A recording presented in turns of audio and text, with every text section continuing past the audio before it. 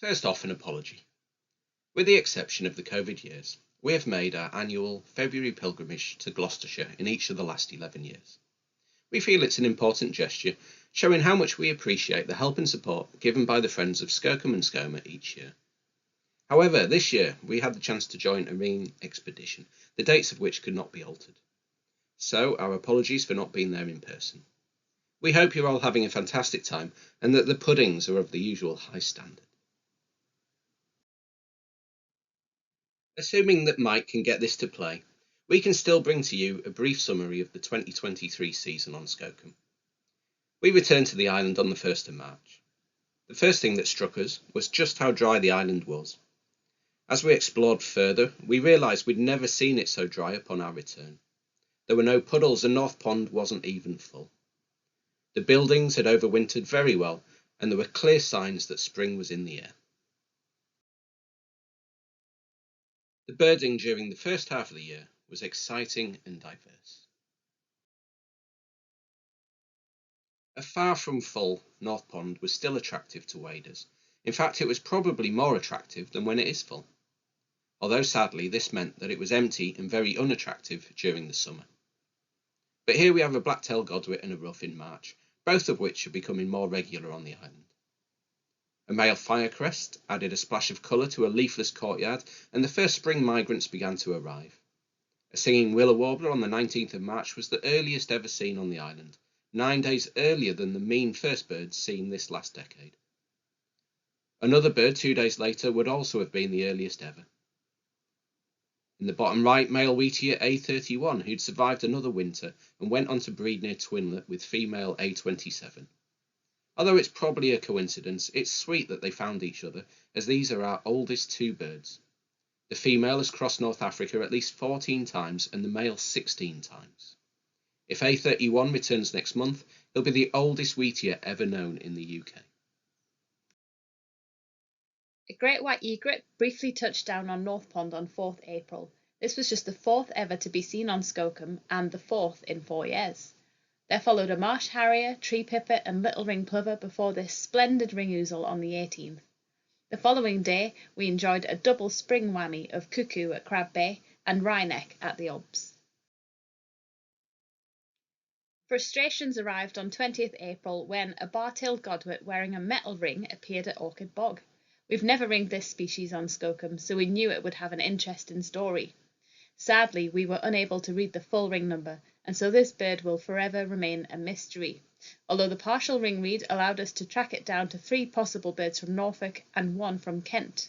All of these birds were ringed before 2006, and whilst this bird was a good age, the oldest known British ringed bar-tailed godwit was 33. There was a Siberian chiffchaff on the 23rd, which is a scarce Skokholm subspecies in spring, and excitement came from the top of Spy Rock on 4th May when a stunning golden oriole briefly appeared after some grotty weather. This is a surprisingly rare encounter here and was just the 5th ever to be seen. A kingfisher momentarily perched on South Haven on the 13th and a wood sandpiper at North Pond on the 15th was chased off by a territorial lapwing. And this is the lapwing in question. A single, very territorial male took up residence on North Pond this year, where it enthusiastically displayed, chasing everything that came within range. Although it was occasionally joined by another lapwing, the second bird was always either a male or just not interested. Nevertheless, what was seemingly the same individual stayed with us for the season, going AWOL at the end of July and reappearing in August. It was still present and still alone on the day we departed for the winter on 3rd December. Lapwing last bred on Skokholm in 2000, last bred successfully in Pembrokeshire in 2014, and last attempted to breed in Pembrokeshire in 2016, although the result of which was unknown. This fine male red-backed shrike was at the well on the 28th of May. Although this is a species we expect to bump into every couple of years, this was the first adult male to be seen on Skokholm since 1989. A male red-veined darter and a red kite on the same day continued the red theme.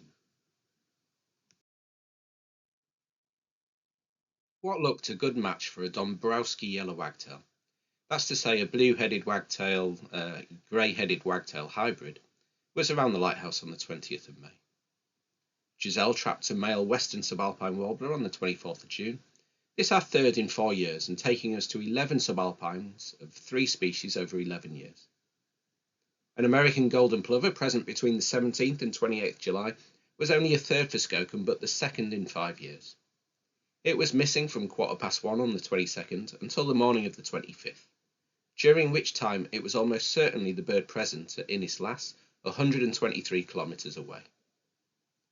Whilst 3 of the birds on this page are unusual in a UK context, arguably the most exciting for us was the nightjar. That was present along the lighthouse track on the 24th of June. This one of only 4 Skokholm ticks for us this year, and the first island record since 1993. Although we were meant to be measuring the Manx shearwater chicks, we couldn't help but spend a while watching this stunning bird as it waddled around the lighthouse track. This wasn't the last lighthouse track surprise to keep us from the Manxies this year.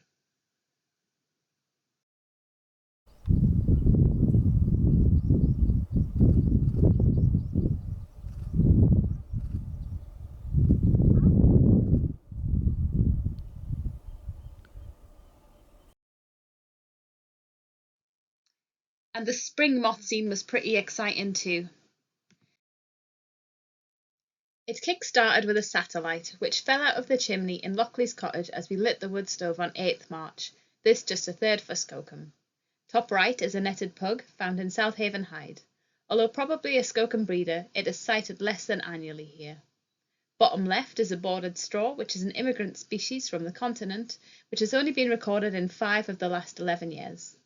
During his visit, Professor Chris Perrin somehow magicked up this alder moth, bottom right, which he found resting on the door to his bedroom.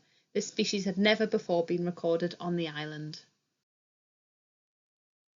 Other spring mothing highlights included the first brown rustic since 1960, top left, the third ever Skokholm record of shuttle-shaped dart, the first ever green oak tortrix, which is the bottom left, and the superficially similar but very different cream-bordered green pea, which was also a first for Skokholm.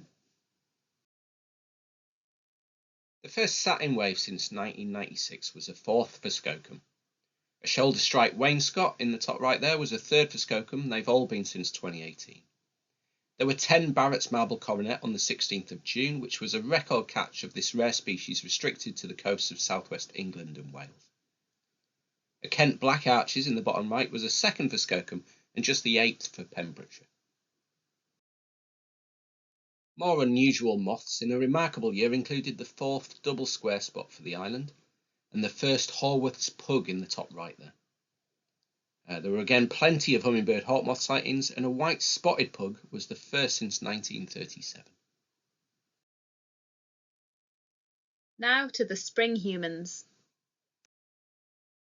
Here are our 2 spring long-term volunteer legends, Eleanor and Louis, who spent 3 months on Dream Island, assisting us with everything from running the bird observatory and setting up the seabird monitoring plots to toilet emptying and path maintenance. They joined us on 2nd April along with the spring work party team. The work party volunteers managed to achieve a huge amount in a short time, with attentions focused on the annual lime washing of the farm buildings. Investigations into a rotten window frame in the library revealed that the entire window was sat on a saturated and rotten piece of old timber embedded in the wall. A small job thus became a big one, and the rotten wood was removed and a new concrete sill was built in its place. The wooden furniture also needed some TLC. Having been infested with woodworm, Howard managed to save the old library sideboard. Elsewhere, the lighthouse lantern windows were sealed and repairs were made to the earthen dams at the well and at Orchard Bog. We had a lot to celebrate. The weather was often cloudy and occasional showers were only light, conditions ideal for lime washing the cottage as the lime dries nice and slowly, giving a tougher finish. We were also joined by Greg Morgan and Jinx, the conservation detection dog, the latter of whom has a remarkable sense of smell. Thanks to our EU Biosecurity for Life project, Jinx will be on call to check Skokholm from time to time, as well as being on hand to have a sniff through barge deliveries to the island, ensuring that everything is rodent-free. We also said farewell to Team Mouse following 5 years of studying the Skokholm house mouse. The next 2 years will be spent in the lab, using thousands of collected droppings to see how the gut microbiome of different animals influences behaviour.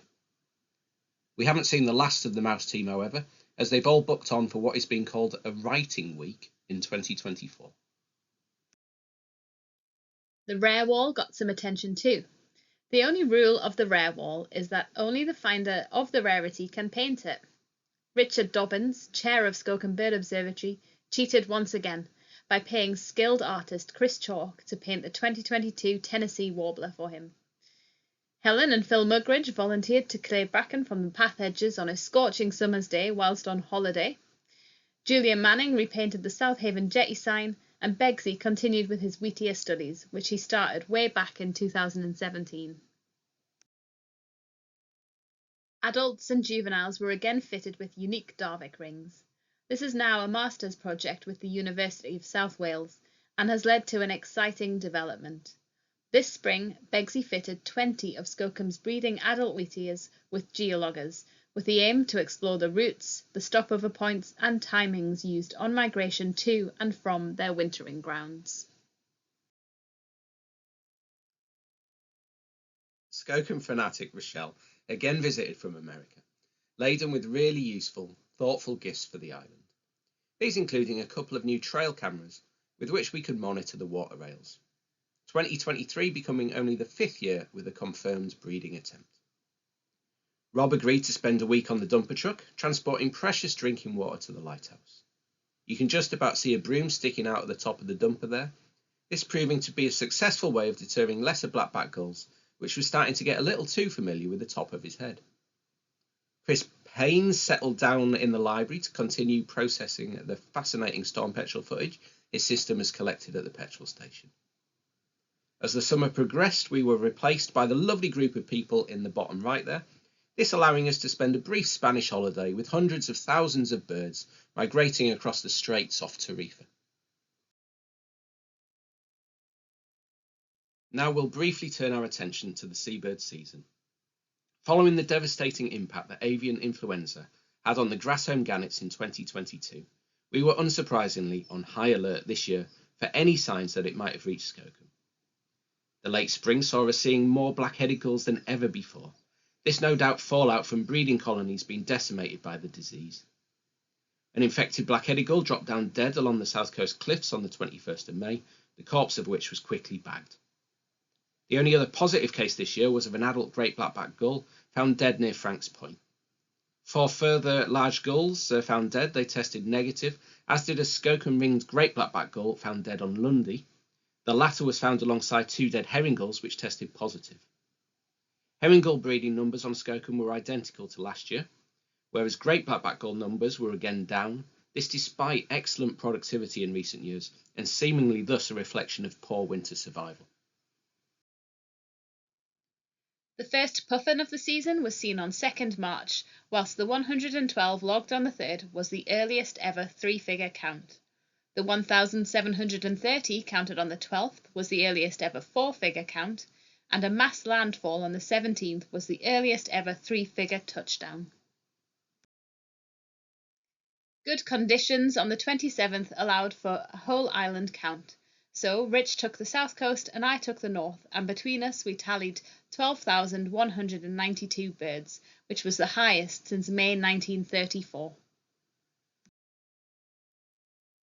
The finishing touches were made to the new Crab Bay hide, just in time for the inquisitive puffins to begin exploring.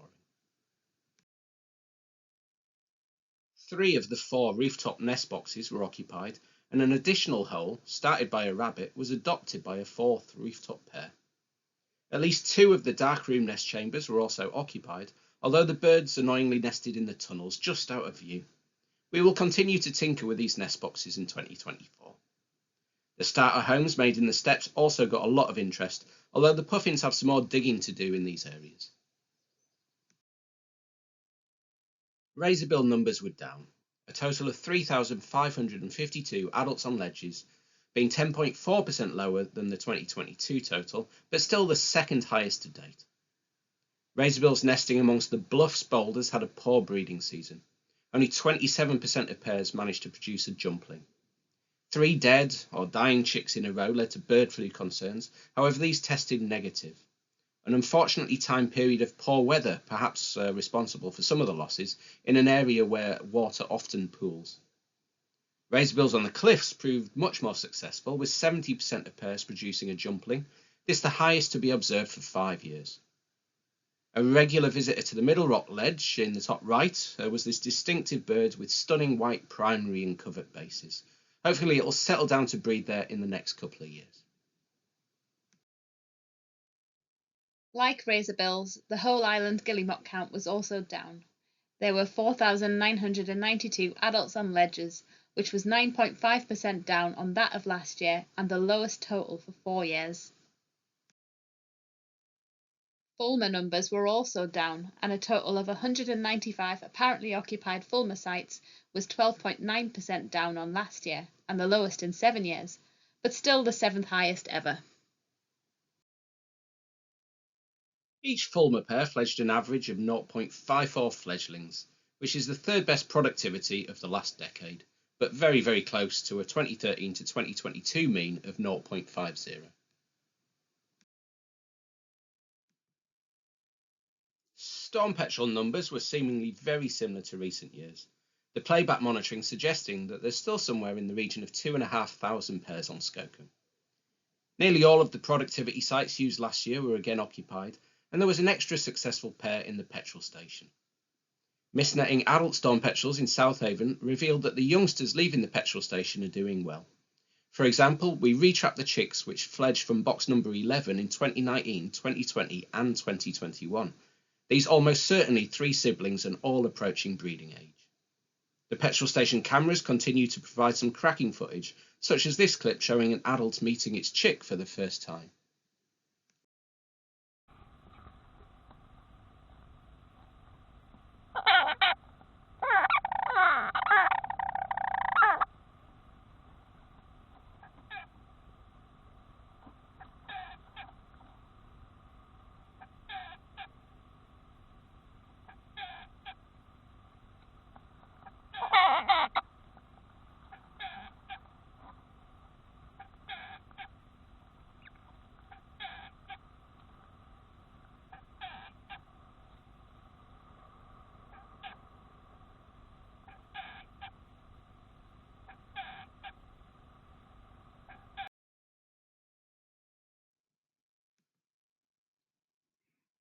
So, after a long period of allopreening, the brooding bird eventually remembers that it has a tiny chick. And you can just see the chick pop out here, where it does a little bit of preening itself. So this chick, along with all 4 others that hatched in the petrol station this year, successfully fledged, inspiring dreams of a petrol station too.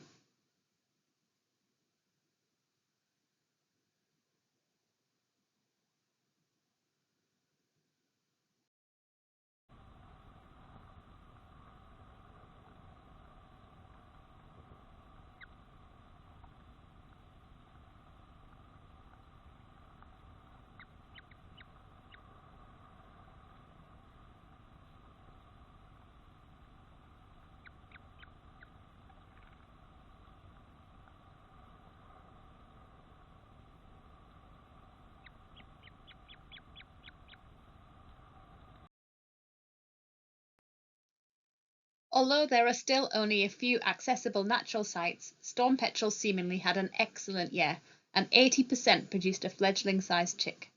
We also spent extra time searching the walls and quarry for additional chicks for ringing, and managed to find and ring 61, which is the most we've ever managed in a season. Getting rings on known-aged Skokholm hatched birds provides invaluable data about our population. Moving on to Manxies. And the playback survey in June suggested that the breeding population has remained stable, although productivity was below the Skokholm average. We participated in a Manx shearwater tracking project led by Ollie Paget this season, where birds from burrows near the lighthouse were simultaneously tracked alongside individuals from Ramsey and Bardsey. Some of our birds were fitted with state-of-the-art trackers, which allowed for real-time positioning to be received every time the bird came into a mobile phone signal. So the bottom left map shows two chick feeding trips, one a short loop to the south of Skokholm and the other a longer sojourn to Cornwall. The bottom right map shows some of the live positioning points we were receiving as the birds headed back to the colony each night to feed their chick. So, heading into the autumn months, when more and more time is focused away from the seabirds, although the productivity monitoring of the 3 tube noses was still ongoing. Skokholm's human inhabitants had a busy few months. Here are long-term volunteers Amelia and Ellen, our autumn dream team, who arrived at the start of July to pick up on the seabird monitoring, visitor engagement, moth trapping and bird ringing where Louis and Eleanor left off. The autumn work party was a successful one. Floor tiling continued, and this time the shop and the pantry received attention. We have now tiled most of the bedroom and toilet floors, and the hope is that this year the library and 2 remaining bedroom floors will be completed, saving weeks' worth of work and money painting the floors each year. The gloss work at the farm was sanded down and repainted, and the south face of the lighthouse was painted with specialist lighthouse paint. The autumn work party saw the start of another exciting project, the construction of Petrol Station 2. Several tons of hollow blocks were delivered to South Haven from a jinx-sniffed barge. Having split the pallets and moved the blocks by hand, we set about making half of them into entrance tunnels. We used a circular saw to adapt the other half of the hollow blocks, this creating a hidden nest compartment, and when placed alongside the other blocks, the entrance tunnel was also fully formed. We've worked closely with sound recordists Alan and Nick to try and improve the quality of their recordings. For example, thicker walls between the boxes should reduce the amount of interference from neighbouring pairs. The 300 hollow blocks formed a wall of 148 nest boxes. We were then joined by Emma Roberts, who helped us face the wall, providing 148 landing pads and entrance arches. The finished wall looks amazing. Howard has been working hard this winter, creating all of the doors and turnbuckles, which will be fitted at the start of this April. We should thus be ready for the storm petrels returning at the end of the month. It was a phenomenal autumn for moths on Skokholm. Top left is the first mouse moth since 1960. The next is a brown-veined wainscot, a species only discovered on Skokholm in 2019 when 8 were logged. There has since only been 1 in 2020, 1 in 2022 and 1 in 2023. Bottom left is a least yellow underwing and just a second for Skokholm. And finally a straw underwing, which was a first for Skokholm and is a rare Pembrokeshire find. There have only been 14 previous records. More autumn moths included the first marble conch for Skokholm in the top left. There were regular encounters with the L album wainscot. With records in 5 of the last 6 years, it would appear that this species has colonised the island. The first convolvulus hawk moth of the year was found in the Well Helgeland on the 27th of August. This the first in what would go on to be a record year. And a triangle plume in the bottom right was another first for Skokholm.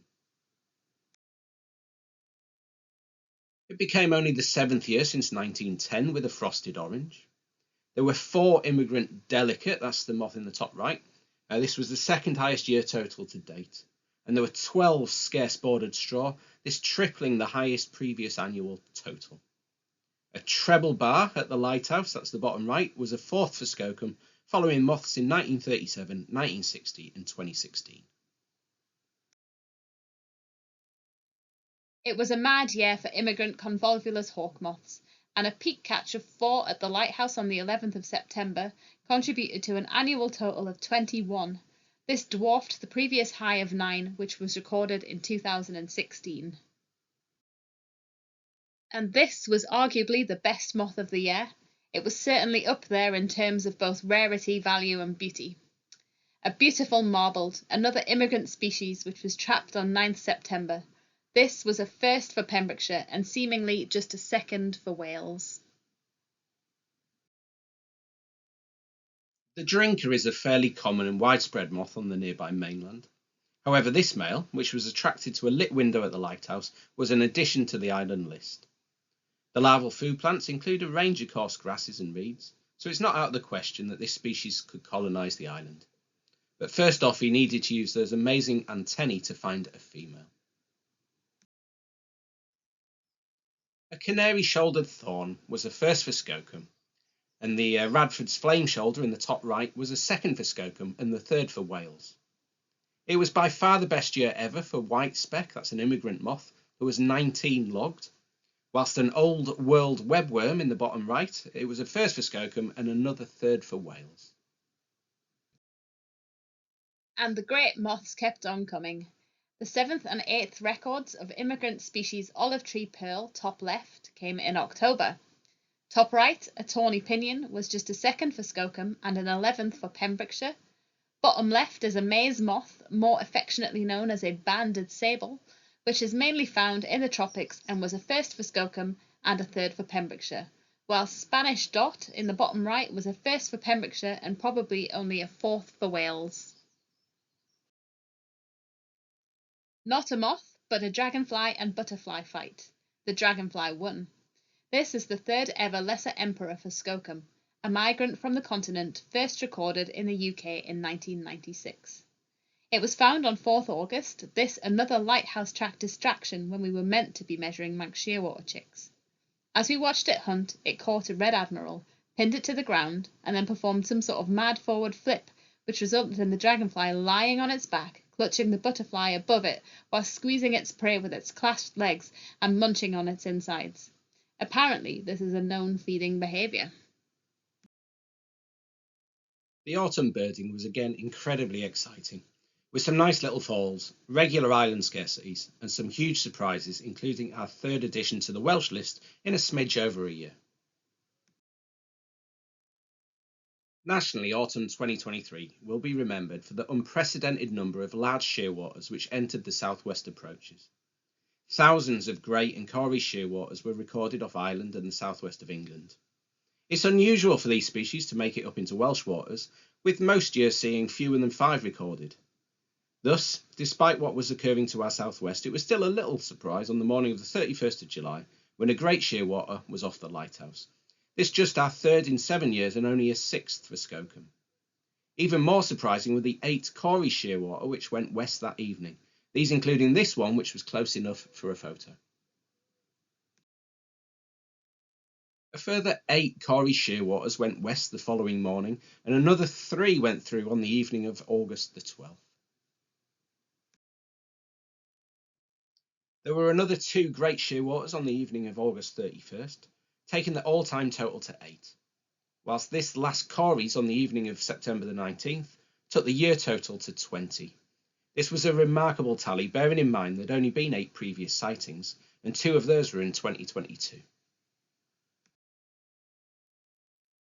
There was a melodious warbler on 18th August and a Western Benelli's warbler on the 23rd, which was just the 4th for Skokholm, but our third in 7 years. A short-eared owl was trapped and ringed on 6th September, which is the 6th adult to be ringed on Skokholm and the first since 1969.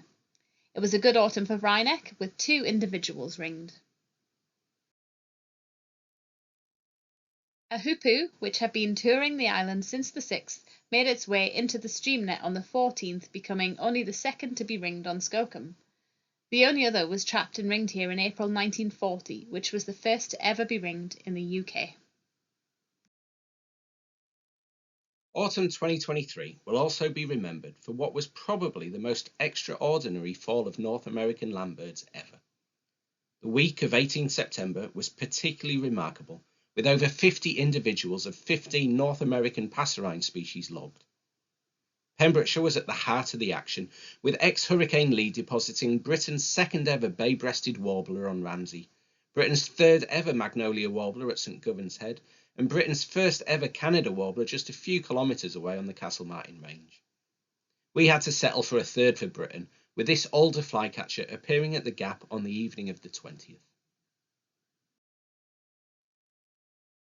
Separating the 14 species of Empidonax flycatcher is something of a fine art, with several features having to be used in conjunction to identify silent birds. Even then it can be difficult, with alder and willow flycatcher often being lumped together. This in the Americas, where folks get a lot more practice. Fortunately, we managed to trap the Skokholm bird, with a ratio between its wing length and its bill length, along with subtleties in the wing formula and bill structure, suggesting it to be an alder flycatcher. This was confirmed via the mitochondrial DNA analysis of a dropped feather. It remained in the area around East Bog until the 29th. The day after the discovery of the flycatcher, Rich found a bobolink at North Pond, which was a second for Skokholm and just a fourth for Wales. It's amazing to think that this bird had just crossed the Atlantic before touching down on Skokholm.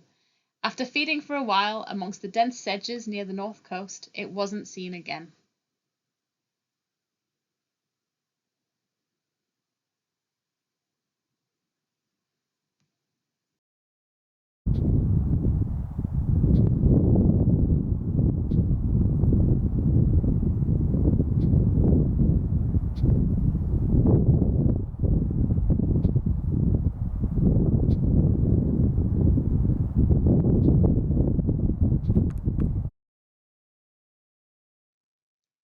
And the alder flycatcher stayed around long enough for us to organise an East Bog twitch, with all proceeds going to the Bird Observatory.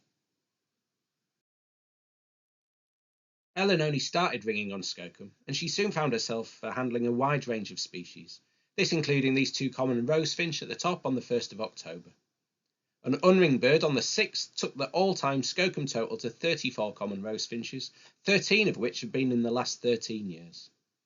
A blue throat in the bottom left at the top tank on the 12th was our third in 7 years, but only the 15th to be seen on the island and the second latest to date.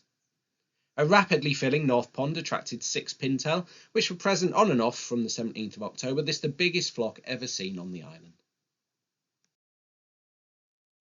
There were 2 snow buntings on the last day of October. This the first time this century with more than one bird present at the same time. A troop of 9 long-tailed tits on the 3rd of November was a record Skokholm flock and made this only the 11th year with a sighting. A stunning young pallid harrier, that's in the bottom left, on the 23rd. It was our second in 2 years, but only the 4th for Wales. And a water pipit in the bottom right. It was briefly on a flooded home meadow. It was only a 5th Skokholm sighting. So here is the record-breaking wryneck, who was last seen on Greenheath on 21st November. The previous record was 12th November in 2014. Although it should have already been in Africa, we thought that this bird might be thinking about an overwintering attempt. There is only one Pembrokeshire record of an overwintering attempt by a wryneck, which took place during the winter of 1965 to 1966. There was a Siberian chiffchaff on 22nd November. 2 vocal hooper swans flew over on the 25th. This is just a third of the last 4 years with a sighting, although there have only been 10 other records. A missel thrush on 1st December was the only to be seen this year and took the 2023 bird list to 154. Thanks everyone for listening. No questions this time though, because we're still in the Gambia.